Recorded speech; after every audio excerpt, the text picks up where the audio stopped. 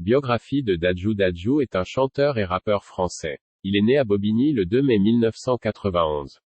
Dadju est issu d'un environnement musical, son père chantait dans le groupe de Papa Wemba, et il est le frère du célèbre rappeur Maître Gims.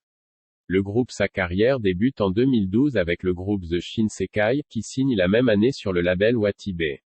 Le nom du groupe est une référence au manga One Piece. Le premier titre s'appelle « Moi d'abord », puis le groupe sort une mixtape intitulée « The Shinsekai Volume 1 ». Le « Volume 2 » sort quelque temps plus tard et le titre « Rêver » leur permet d'avoir du succès, ainsi que « Du berceau au linceul », qui se hisse dans les top 10 des charts français. Le premier album sort le 25 mars 2016 et s'intitule « Indéfini ». Aime-moi demain, en featuring avec Gradure, est certifié single d'or.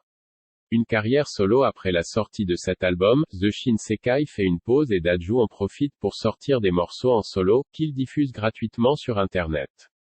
Il sort ensuite plusieurs clips sous le nom de G20 Live.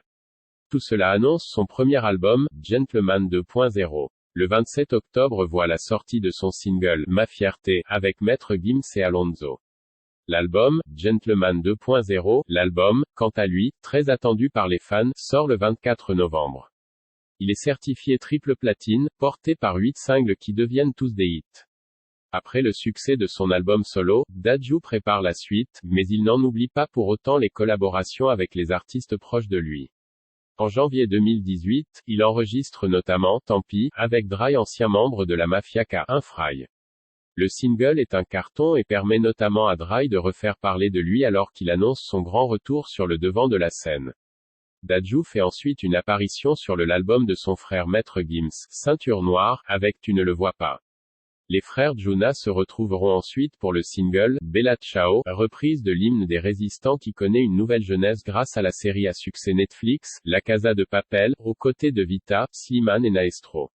Cette version a fait couler beaucoup d'encre mais son succès est indéniable. Quelques jours après sa sortie le 18 mai 2018, le morceau était déjà numéro 1 des ventes iTunes en France.